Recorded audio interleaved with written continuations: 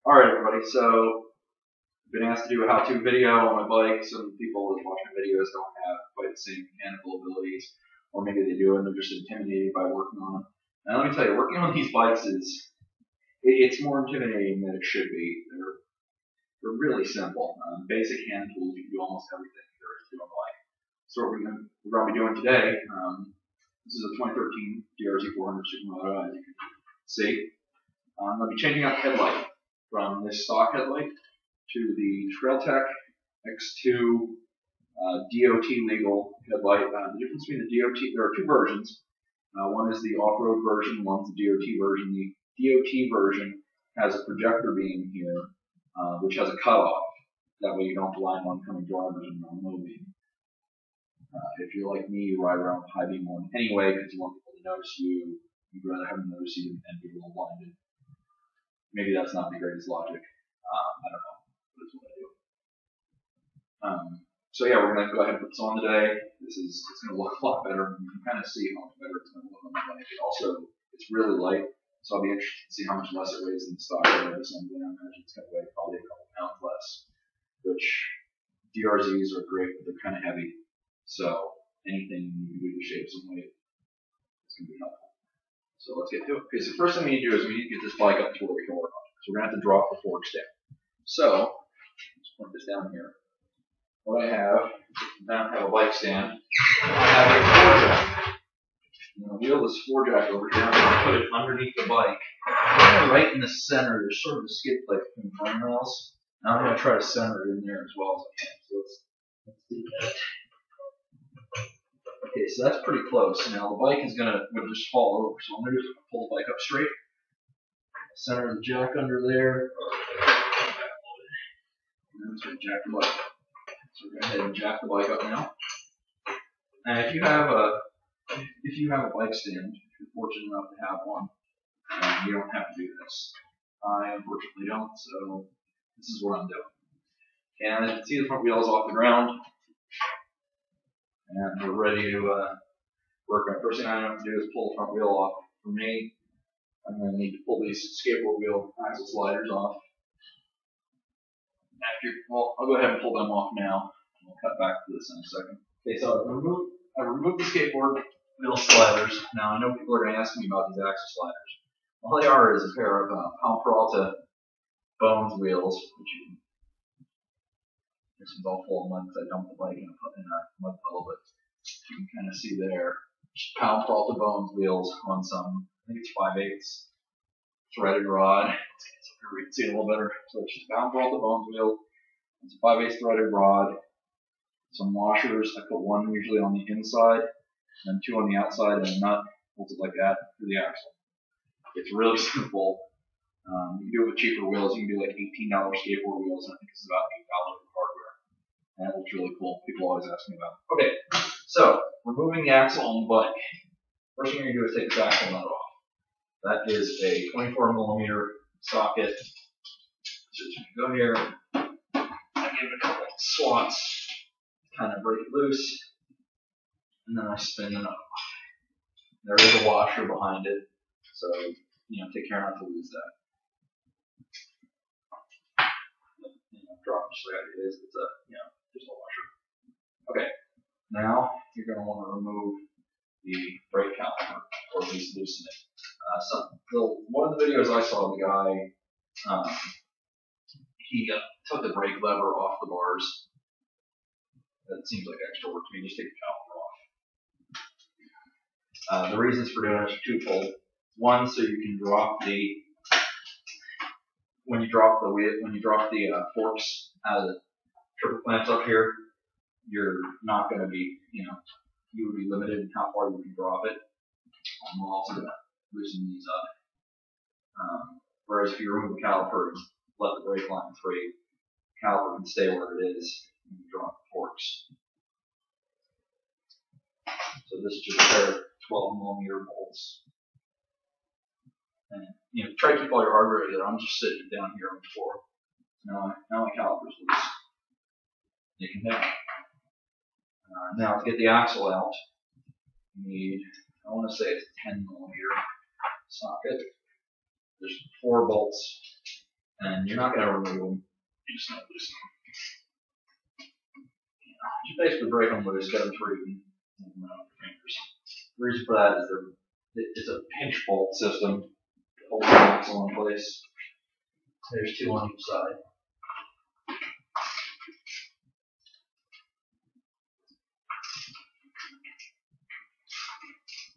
Okay. Now those are loose. And you do the axle tap. Like that. Hold the wheel.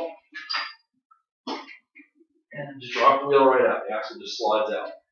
And when you drop it out, be careful because the speedo drive assembly is there. And this little spacer likes to fall out of the wheel like that.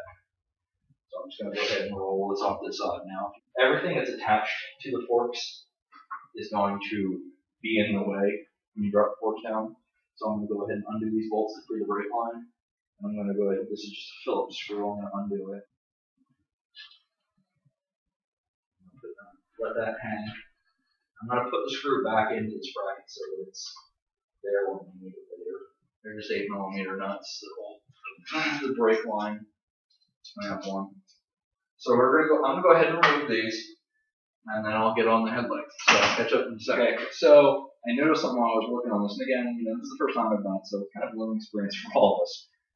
The bike likes to try to tip when you're moving handlebars around. So I don't know if you can see over here, put the kickstand down, and then put a couple blocks of wood under it. So, headlight. It's just secured with 3 bolts screws, one here, one over here, one down here. And when you take them out, there are these little washer things that go on. The screw goes through. Some of them will stay in place, some will fall out. So, take care not to lose them. Like I said, I pulled it loose. I've already taken them out, so we just pull this off. Again, there's those little inserts I was talking about. Down there, they like to pop out. The one came out of the bottom of this. Now the headlight shroud's off, and we have the headlight assembly exposed. So what we have here, headlight bracket, all the wiring, headlights in it. Now the headlight bracket goes around the forks here. This is what makes doing the headlight a pain in the ass. So we have to drop these forks down and pull this off. So I'm going to go ahead and remove the headlight itself, which looks to just be a couple 10mm bolts. I'm going to go ahead and do that, unplug the headlight assembly and expose it. Okay, so I've gone ahead and removed these 10mm bolts. Like I said, there's 2 on this side. Yeah, I keep looking over at the monitor over there to make sure everything's full, but 2 on this side. So I've gone ahead and removed those. I'm going to put them over here. Again, they won't be needed since I'm removing this assembly, but okay, so this just pulls loose. Now, attached to this, you have 2 things. You have your stock, I believe this is the headlight and turn signal relay, and this just, it's on a little metal tab. You can see that there, it's on a metal tab. That will just slide off, and it's going to be a pain, I can tell you. A little bit of wind when it comes up. And then you just unplug the headlight. Which again, is a pain, but it comes loose. Just be patient with it. Okay, so now there's this. I can tell you already, just this thing weighs almost as much as the entire trail episode. So we're going to be dropping some good weight. Okay, so now I have this cluster of wires and the headlight relay, which I'm probably just going to zip tie in somewhere. I have the factory headlight plug. Okay, so to drop these forks down, you have to loosen the clamps. It's a pretty simple affair. We're going to loosen the 10mm bolts. 2 here, 2 here, 2 over here, and 2 up here. When you do this, take note. This is a scary thing for a lot of people. So like, well, how will I get my forks back to where they were? Well, on my DRZ, you can look, and there's about maybe a 1/4 inch. You might want to measure that. However, on mine, there's a little line right at the top of the fork. I don't think I can get the camera in close enough to show you. There's just a little line machined in, and that line is basically a fingernail width above the top of the fork. So I'm going to know when I put it back together, slide the forks up to that point. So let's go ahead and loosen that. I'm going to go ahead and loosen these and come back to you. Okay, so I've loosened these over here, and I tightened this back up so I can show you something. This literally, the fork starts to slide right down now. So I'm going to go ahead and move the camera back here so I can show you the fork dropping down out.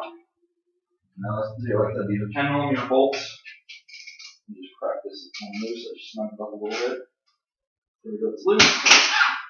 And this fork blade simply just drops in.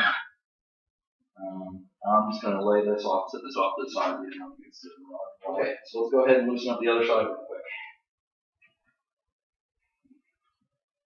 This side seems a little bigger and scarier because it's got more stuff attached to it. I'm just going to take the caliper and lay it up over the top of this because it's already hanging away and nobody got time for that. So I'm going to go ahead and loosen these. And actually, I could probably just do it on camera right now. Get a little bit looser. The fork blade simply just drops right out like that.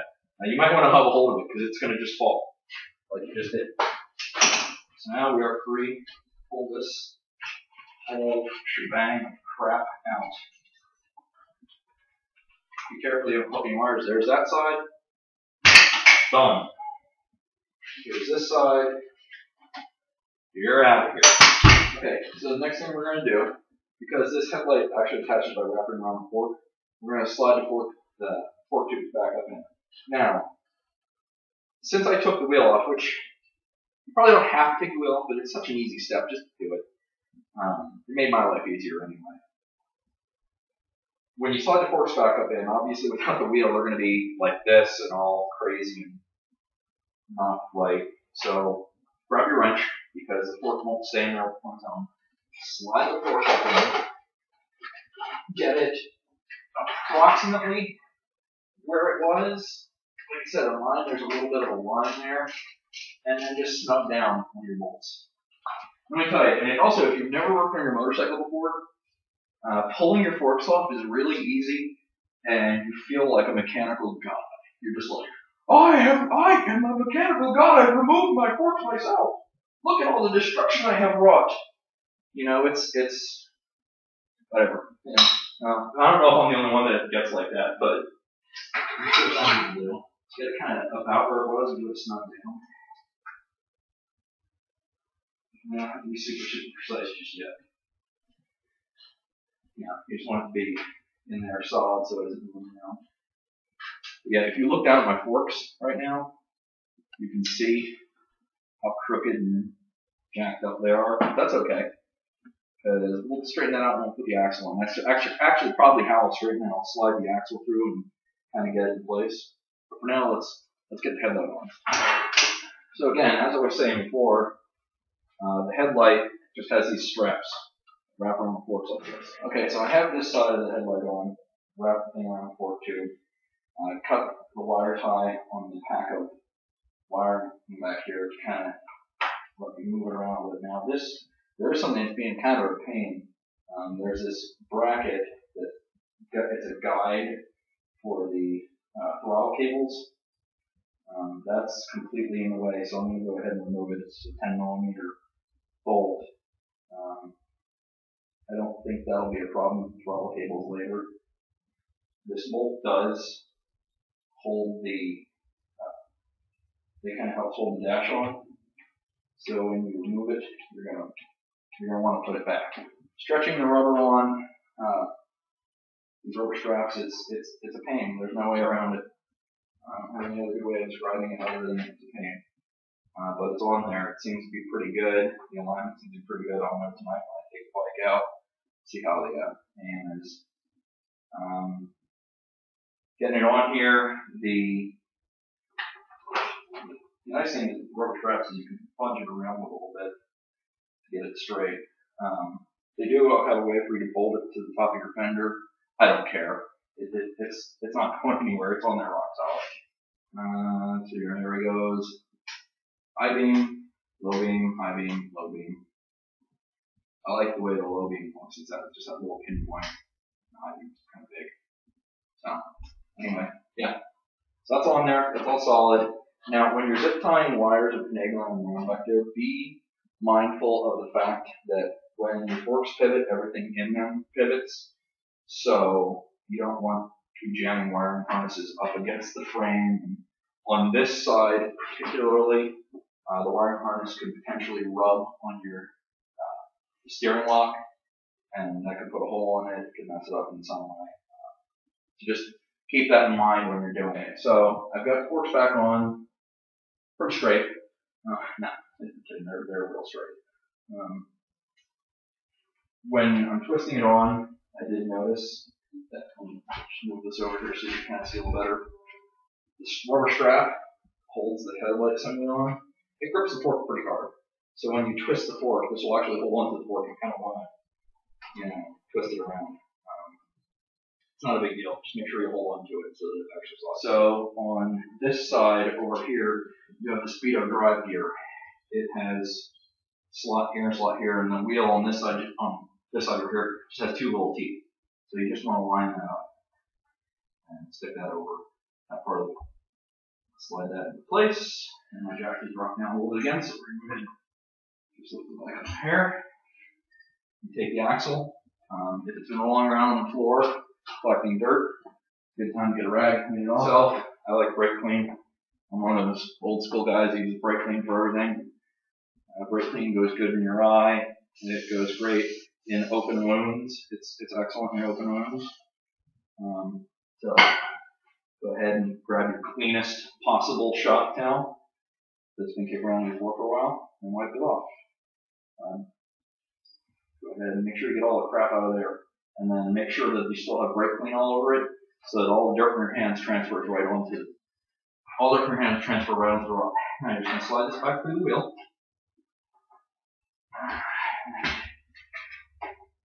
It can be kind of a pain to fish it through, but you got it, you'll get it. And this will slide in there. Brake caliper. It's a tight squeeze, so I'm going to take a pair of pliers and I'm sticking between the pads right here. I'm just going to give it a little bit of a pry, just to push the pistons back into the caliper just a little bit. Be careful, don't rip your brake pads up when you do that. And you slide it on over the rotor, like so. Then you say, where did I put the bolts? You go, oh yeah, they're over here. Caliper's in place, it's not going. I'm going to give the wheel a spin. Yes, everything's good. The wheel's in place. I can now squeeze it right. Oh, that's another thing. Whatever you do, whatever you do, while that caliper's off the bike, do not, under any circumstances, squeeze the lever. Now, this is going back to my car days. I don't know how much clearance there is in the caliper, but in a car, if the caliper's off and you press the brake pedal, the pistons push the pads together and you come out far enough that you can actually pop out the caliper. I don't know if that will happen with this, but better safe than sorry, so just don't do that. Okay. Now, it's the point where you say to yourself, shit, what did I do with that washer? And you go, oh yeah, it's also on the floor, rolling around in the dirt, collecting hunks of getting my handy dandy super precise cleaner out, and just spray that off. Go ahead and douche that out. Now, the EPA approved method for doing this is to spray your brake clean and just let it drip all over your floor. Thread that on. And you're going to reach over here and get this. First, it's very important that you kneel in the puddle of brake clean. So at this point, so you can't tighten it down just yet. Sorry, I'm being stupid here. But spinning it like this is nice because it seats it in there good and solid from the other side. The other side can't pull all the way through, but you won't get it in all the way just pushing on it. So you just kind of spin and it'll slide in place. Now you take your ratchet and tighten down these 4 bolts, 2 on each side. And you tighten them down to some important factory torque spec. I'll show you exactly how my method for reaching the proper torque spec. Your method may differ than mine. I found mine to be pretty calibrated well. So I'm going to spin these things slack out. Okay, now this is where your precision torque wrench. This is a long ratchet, and if you try to tighten it from out here, you're going to break it. So just put your hand right here, and you just go thumb there and go. Right there. That right there is factory torque spec. That's what factory? I don't know. It's probably torque spec in some factory or something. There you go.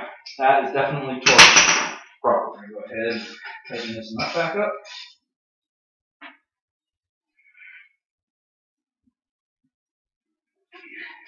Again, make sure you tighten that to factory torque spec in some factory. Jack the bike back up a little bit. At this point, you start to think to yourself, I should probably buy a new jack. Spin the wheel. All is well. Wheels in there straight, everything spins freely.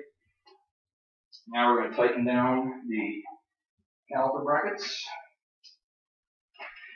with the 12mm that you don't know where you put. So you're going to tighten these caliper brackets down. Again, it's very important that you get these precisely torqued. So we're going to go ahead and we're going to go with that much. Right now, there are probably some internet mechanics out there going, oh my god, your caliper's going to fall off, you're suicidal. Listen, I've been doing this for a long time, and there are lots of mechanics out there that will back me up. After you've been doing it a while, you can get torque specs close enough. If you're doing like head bolts, yeah, you probably want to get that way. But 90% of things, tight enough is tight enough. You just have to use your brain and don't over tighten it. Now, I'm going to go ahead and get my brake line back into place here, and that's just an 8mm bolt. Again, just go in. I have a fancy Zeta anodized aluminum one. It's pretty. So then, for most people, at this point, you're done. For me, I'm going to go ahead and put my skateboard wheel sliders back on. So that's the headlight, man. Looks good. Let's step the camera back a little more. Get a better view of the whole bike. So aside from the fact that I still need to put my skateboard slider with wheel sliders on, that's it, really. Go ahead and lock the lid out here. Lower the bike off the jack. Okay, so I went ahead and I lowered it down off the jack stand. When you lower it down off the jack stand, make sure you hold on to it. Make sure your kickstand's down. There's nothing worse than lowering off the jack and you lean it over and fall over again. If it's convenient, if you have the money, get yourself a motorcycle stand. I have one for my dirt bike. It doesn't fit under this unless I lift it up onto it, so it's a big pain in the ass. I wanted to try this. It worked out well. So after you get everything tight, sit on it. Get it centered, back down on the seat a couple times, squeeze your front brake and rock forward, make sure the forks are working right, nothing's lining up, roll the bike back and forth a couple times. This is the point where you'll find out if you left anything loose. Also, so when you're tightening these bolts here, the four hold the triple clamps tight. Now you'll notice you'll tighten this one, okay, that's tight. Now you tighten this one, you're like, okay, they're both tight. No. Go back now and check the first one you tightened. It will be loose. That's because when you tighten this, it squeezes the clamp together. You tighten this one, it squeezes the clamp together more. Now this one is not squeezing it together as much. So go back and forth between them a few times until they're both snug and not moving. That's about it. Last night I went out and I shined the stock headlight on my garage door from about 10 feet back, high beam and low beam, and then I rode down to a park down the street from my house and shined high beam and low beam out to the park. I took pictures. That way we can do a comparison between this headlight and stock. Now, one thing you might want to do whenever you're doing headlight stuff to make your life a little easier, take your bike, park it maybe 10 feet from a wall. It doesn't have to be 10 feet, it could be 15, it could be 8. 10 feet's a good round number. Sit on it so the bike's straight. Get the bike actually straight. Sit on it so that the bike has the same attitude as when you're riding it. And then turn your high beam and your low beam on. And look at the wall and take some tape and mark where the hot spot of the beam is for your high beam and your low beam. Just put an H on the hot spot for the high beam and an L on the hot spot for the low beam. What this lets you do is then when you put the new headlight on and you come back, you can sit on the bike, do the same thing, park the bike in the same spot. If you have to mark it on the ground, do it. And then you put your high beam and your low beam on, you can adjust the aim on the headlight. Now on this, the aim is really, there's not a lot of adjustment. I mean, actually, there's no adjustment. If it's wrong, you're just going to have to grab it and kind of wrench it around, shift the wiring, find it around. It looks pretty good to me the way it is, my guesstimation. I'll find out tonight. I don't know if I'm going to put those comparison shots in the video. I probably won't. I'm going to go ahead and edit this video right now. But they will be on my Facebook. Again, if you haven't liked me on Facebook, please do. It's a great way to follow me, get updates on my latest videos, just get pictures from my shenanigans. You know, sometimes I don't put everything in a video. It's a good way to talk to me, give me ideas for videos and such. Also, go check out the RHOK Moto Crew Facebook page.